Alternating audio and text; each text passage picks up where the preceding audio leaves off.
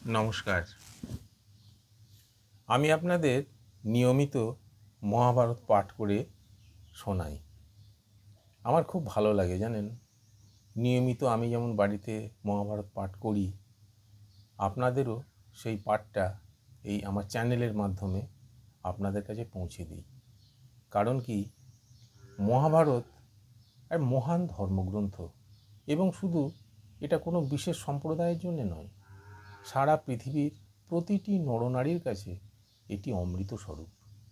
আমার ভীষণভাবে আপনাদের অনুরোধ, আপনারা অবশ্যই এই মহাভারত পাঠটা শুনবেন এবং সমস্তটা শুনবেন। একটুখানি শুনে বন্ধ করে দেবেন না। কেন কি, এই মহাভারত পাঠ শুনলে সংসারের অভূত কল্যাণ হয়।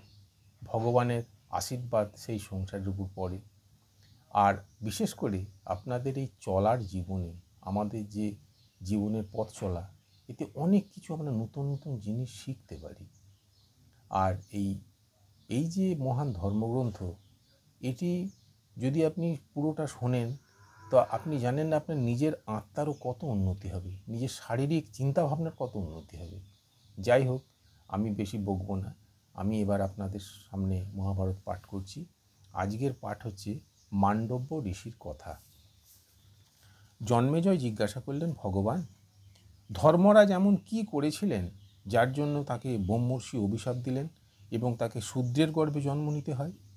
বৈশম্পায়ন বললেন, জন্মেজয়, বহুদিন পূর্বের কথা। মান্ডব্য নামের এক তপস্বী ব্রাহ্মণ ছিলেন। তিনি অত্যন্ত ধৈর্যশীল, ধর্মজ্ঞ, তপস্বী এবং সত্যনিষ্ঠ ছিলেন।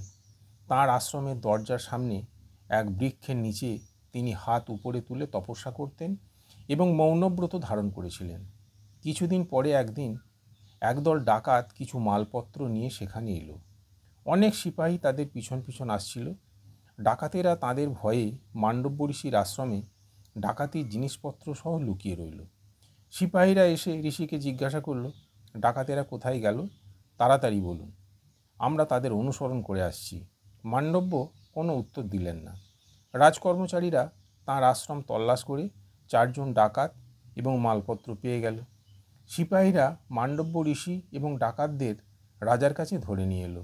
রাজা বিচার করে সকলকেই শুলে চড়াবার আদেশ দিলেন। ঋষিকেও শুলে চড়ানো হলো।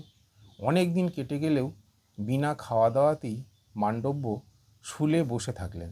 তার মৃত্যু হলো না। তিনি প্রাণত্যাগ করেননি। ওখান থেকেই তিনি বহু ঋষিকে আমন্ত্রিত করতেন। রাত্রিযোগে ঋষিরা পক্ষীরূপে তাঁর কাছে আসতেন এবং জিজ্ঞাসা করতেন তিনি কি অপরাধ করেছিলেন। মান্ডব্য বলতেন, আমি কার দোষ দেব, এ আমারই অপরাধের ফল। প্রহরীরা দেখল ঋষিকে অনেক দিন শুলে চড়ানো হয়েছে, কিন্তু এ এখনও মরেনি। তাঁরা গিয়ে রাজাকে সব জানালো। রাজা মান্ডব্য ঋষির কাছে এসে প্রার্থনা জানালেন, আমি অজ্ঞানতাবশত অত্যন্ত অন্যায় করেছি। আপনি আমাকে ক্ষমা করুন, আমার উপর প্রসন্ন হন। মান্ডব্য রাজাকে কৃপা করে ক্ষমা করে দিলেন। তিনি শুল থেকে নেমে এলেন। যখন কোনোভাবেই তাঁর শরীর থেকে শুল বার করা গেল না, তখন সেটি কেটে দেওয়া হলো। সেই শূলবিদ্ধ অবস্থায় তিনি তপস্যা করে দুর্লভ লোকপ্রাপ্ত হলেন। তখন থেকে তার নাম হলো অনিমান্ডব্য। মহর্ষি মান্ডব্য ধর্মরাজের সবাইকে জিজ্ঞাসা করলেন, আমি না জেনে এমন কি কাজ করেছি যার জন্য আমাকে এই ফল পেতে হলো? শীঘ্র উত্তর দিন, নচেত আমি আমার তপস্যার ফল দেখাবো। আপনি আমার তপস্যার ফল দেখবেন। ধর্মরাজ বললেন, আপনি একটি ছোট ফড়িংয়ের লেজে লোহার শিক ফুটিয়ে দিয়েছিলেন। এ তারই ফল। যেমন অল্প দানে অনেক বেশি ফল পাওয়া যায়, তেমনি অল্প অধর্মের কাজ করলেও তার জন্য অনেক বেশি ফল ভুগতে হয়। অনিমান্ডব্য জিজ্ঞাসা করলেন, আমি এই কাজ কবে করেছি? ধর্মরাজ বললেন, শিশু বয়সে। তখন অনিমান্ডব্য বললেন, বালক বড় বছর বয়স পর্যন্ত যা কিছু করে তাতে অধর্ম হয় না, কারণ তখনও তার ধর্ম অধর্মের কোনো জ্ঞান থাকে না। আপনি ছোট্ট অপরাধের অনেক বড় শাস্তি দিয়েছেন।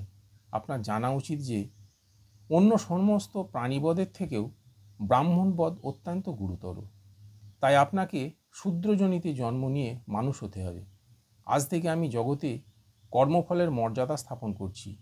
14 বছর বয়স পর্যন্ত যে কর্ম করা হবে তাতে কোনো পাপ হবে না। তারপরে যে কর্ম করা হবে তার ফল অবশ্যই ভোগ করতে হবে। এই অপরাধের জন্য মান্ডব্য শাপ দিয়েছিলেন এবং ধর্মরাজ শূদ্রজনিতে বিদুর রূপে জন্মগ্রহণ করেন। বিদুর ধর্মশাস্ত্র ও অর্থশাস্ত্রে অত্যন্ত নিপুণ ছিলেন।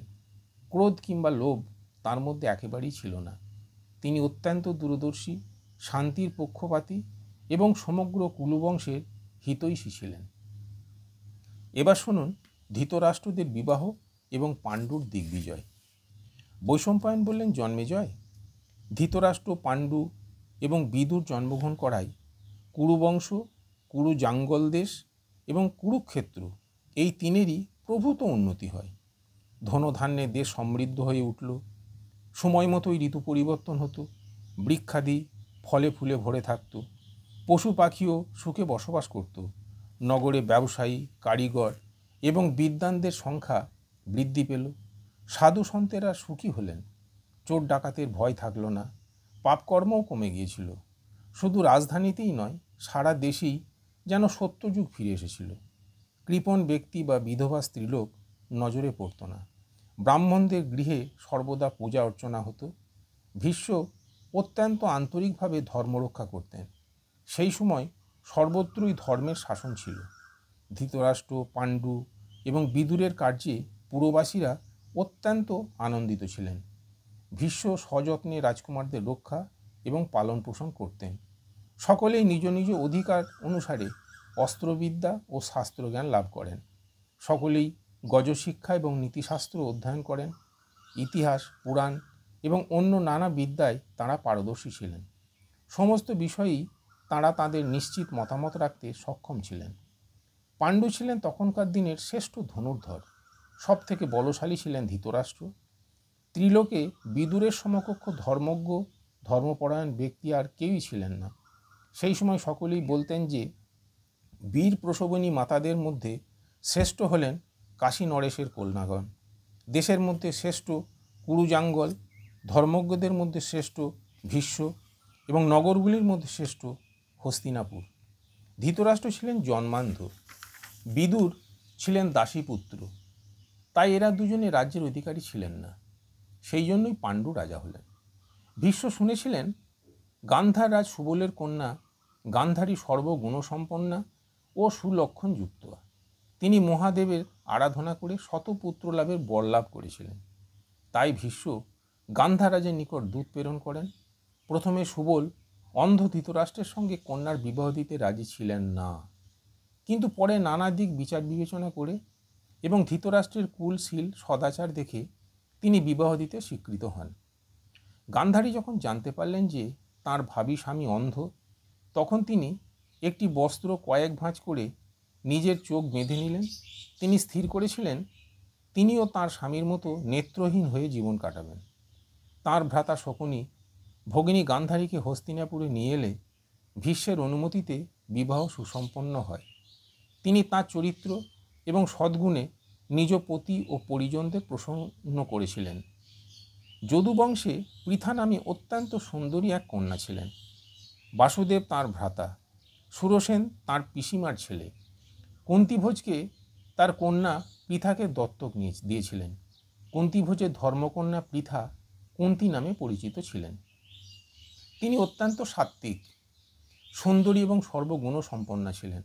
অনেক রাজাই তাকে বিবাহ করতে ইচ্ছুক ছিলেন। তাই কুন্তিভোজ স্বয়ম্বর সভার আয়োজন করলেন। স্বয়ম্বর সভায় কুন্তি বীরবর পাণ্ডুকে বরণ করলেন। রাজা পাণ্ডু বহু মূল্যবান সামগ্রী সহ নববধূ কুন্তিকে নিয়ে হস্তিনাপুরে ফিরে এলেন। মহাত্মা ভীষ্ম পাণ্ডুর আরেকটি বিবাহ দেওয়ার সিদ্ধান্ত নিলেন। সেই জন্য তিনি সপরিষদ চতুরঙ্গ সেনা নিয়ে মদ্র রাজার রাজধানীতে গেলেন। মাদ্রীর ভ্রাতা শল্য ভীষ্মের কথায় প্রসন্ন হয়ে মাদ্রীর সঙ্গে পাণ্ডুর বিবাহ দিলেন। পাণ্ডু দুই স্ত্রীকে নিয়ে আনন্দে রাজ্য পরিচালনা করতে লাগলেন। কিছুদিন পর রাজা মান্ডু দিগ্বিজয়ের কথা ভাবলেন। তিনি ভীষ্ম, জ্যেষ্ঠ ভ্রাতা ধৃতরাষ্ট্র এবং শ্রেষ্ঠ কুরুবংশীয়দের প্রণাম করে আশীর্বাদ নিয়ে চতুরঙ্গ সেনাসহ দিগ্বিজয়ে বার হলেন। ব্রাহ্মণেরা মঙ্গল পাঠ করে আশীর্বাদ করলেন। পাণ্ডু সর্বপ্রথম তাঁর শত্রু দশার্ণ রাজাকে আক্রমণ করলেন এবং জয়লাভ করলেন। তারপর রাজগৃহে গিয়ে প্রসিদ্ধ বীর মগধরাজকে বধ করলেন। সেখানে বহু ধনরত্ন, যানবাহন ইত্যাদি আহরণ করেন। তিনি বিদেহ রাজকে আক্রমণ করে তাকে পরাস্ত করেন। এরপরে কাশী, পুন্ড্র ইত্যাদি জয় করে বিজয় পতাকা অব্যাহত রাখেন। বহু রাজা তাঁর বশ্যতা স্বীকার করেন। সকল পরাজিত রাজাই তাকে পৃথিবীর সম্রাট রূপে স্বীকার করে নেন এবং মণি, মাণিক্য, সোনা, রূপা, অশ্ব, রথাদি উপঢৌকন রূপে প্রদান করেন। পাণ্ডু সেই সব ধনসম্পদ উপহার স্বরূপ পেয়ে রাজধানী হস্তিনাপুরে ফিরে এলেন। পাণ্ডুকে সুস্থ শরীরে রাজ্যে ফিরতে দেখে ভীষ্মের দু চোখে আনন্দাশ্রু দেখা দিল। পাণ্ডু তাঁর আহরিত সমস্ত ধনসম্পদ ভীষ্ম এবং সত্যবতীকে উপহার দিলেন। ভীষ্ম রাজা দেবকের কাছে তাঁর এক সুন্দরী দাসী পুত্রী এনে পরম জ্ঞানী বিদুরের বিবাহ দিলেন। তাঁর গর্ভে বিদুরের ন্যায় কয়েকজন গুণবান পুত্র জন্মগ্রহণ করেন। এবার শুনুন ধৃতরাষ্ট্রের পুত্রাদির জন্ম এবং তাদের নাম। বৈশম্পায়ন বললেন, মহর্ষি ব্যাস একবার হস্তিনাপুরে গান্ধারীর কাছে এলেন। গান্ধারী সেবা যত্নে তিনি অত্যন্ত সন্তুষ্ট হয়ে গান্ধারীকে বর চাইতে বললেন। গান্ধারী তাঁর পতির ন্যায় বলশালী 100 পুত্র হওয়ার বর চাইলেন। তার ফলে গান্ধারী গর্ভধারণ করলেন, কিন্তু 2 বছর পর্যন্ত তা গর্ভেই থাকল, সন্তান জন্ম নিল না। ইতিমধ্যে কুন্তিপুত্র যুধিষ্ঠির জন্মগ্রহণ করেছেন। নারী স্বভাববশত গান্ধারী এতে দুঃখিত হয়ে ধৃতরাষ্ট্রের অজ্ঞাতে গর্ভপাত করে দেন। তাঁর পেট থেকে লৌহপিণ্ডের ন্যায় এক মাংসপিণ্ড বেরিয়ে আসে। 2 বছর গর্ভধারণ করার পরও সেটিকে ওই অবস্থায় দেখে গান্ধারী সেটি পরিত্যাগ করার সিদ্ধান্ত নেন। ভগবান ব্যাস যোগ দৃষ্টিতে সব জানতে পেরে সেখানে এসে বললেন, পুত্রী তুমি এ কী কাজ করছো? গান্ধারী ব্যাসদেবকে সব কথা জানিয়ে বললেন, ভগবান আপনার আশীর্বাদে আমি আগে গর্ভধারণ করলেও কুন্তির পুত্র প্রথমে ভূমিষ্ঠ হয়েছে। 2 বছর গর্ভধারণ করার পর 100 পুত্রের পরিবর্তে এই মাংসপিণ্ডটি ভূমিষ্ঠ হয়েছে। এ কি হলো? ব্যাসদেব বললেন, আমার বর কখনো মিথ্যা হবে না। আমি পরিহাস করেও কখনো মিথ্যা কথা বলি না। এখন তুমি শীঘ্র 100টি কুণ্ড ঘি দিয়ে পূর্ণ করো এবং সুরক্ষিত স্থানে সেটি রেখে এই মাংসপিণ্ডে ঠান্ডা জল ছেটাও। ঠান্ডা জল দেওয়াতে পিণ্ডটি 100 টুকরো হলো। প্রত্যেকটি টুকরো একটি আঙুলের গাঁটের সমান। তাতে আরেকটি টুকরো বেশি ছিল। ব্যাসদেবের নির্দেশ অনুসারে সমস্ত টুকরোগুলি সেই ঘৃতকুণ্ডগুলিতে রাখা হলো। তিনি বললেন, 2 বৎসর পরে এগুলো খুলবে। বলে তিনি তপস্যা করতে হিমালয়ে চলে গেলেন। 2 বছর পর সেই মাংসপিণ্ড হতে প্রথমে দুর্যোধন ও পরে অন্য পুত্রেরা জন্ম নেন। যুধিষ্ঠির এদের আগেই ভূমিষ্ঠ হয়েছিলেন। দুর্যোধন যেদিন জন্ম নেন সেই দিনই প্রবল পরাক্রমশালী ভীমসেনও ভূমিষ্ঠ হন। দুর্যোধন জন্মেই গর্ধবের মতো সুর করে ডাকতে লাগলেন। সেই আওয়াজে গর্ধব, শিয়াল এবং কাক ডাকতে লাগলো। ঝড় উঠল, কয়েক স্থানে আগুন লেগে গেল। এইসব শুনে ধৃতরাষ্ট্র ভীত হয়ে ব্রাহ্মণ, ভীষ্ম, বিদুর এবং আত্মীয় পরিজন ও কুরুকুলের প্রধান ব্যক্তিদের ডেকে বললেন, আমাদের বংশে পাণ্ডুপুত্র যুধিষ্ঠির জ্যেষ্ঠ রাজপুত্র। নানা গুণের জন্য সে তো রাজা হবেই, তার সম্পর্কে আমার বলার কিছু নেই, কিন্তু তারপরে আমার পুত্র রাজা হবে কি না তা আপনারা বলুন। ধৃতরাষ্ট্রের কথা শেষ হওয়ার আগেই মাংসভোজী শিয়ালের দল ডেকে উঠল। অমঙ্গলসূচক অশুভ ইঙ্গিত দেখে ব্রাহ্মণদের সঙ্গে বিদুর বললেন, রাজন, আপনার জ্যেষ্ঠ পুত্রের জন্মের সময় যেরূপ অশুভ লক্ষণ দেখা যাচ্ছে তাতে মনে হচ্ছে যে আপনার এই পুত্র কুলনাশক হবে। তাই একে ত্যাগ করা উচিত।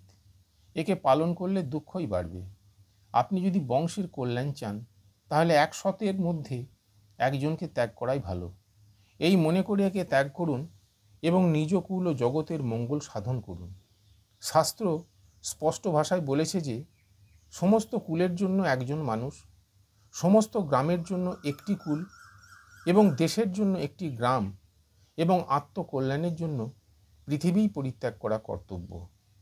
সকলে একত্র হয়ে ধৃতরাষ্ট্রকে অনেক বোঝালেও পুত্র স্নেহবশত রাজা ধৃতরাষ্ট্র দুর্যোধনকে ত্যাগ করতে পারলেন না।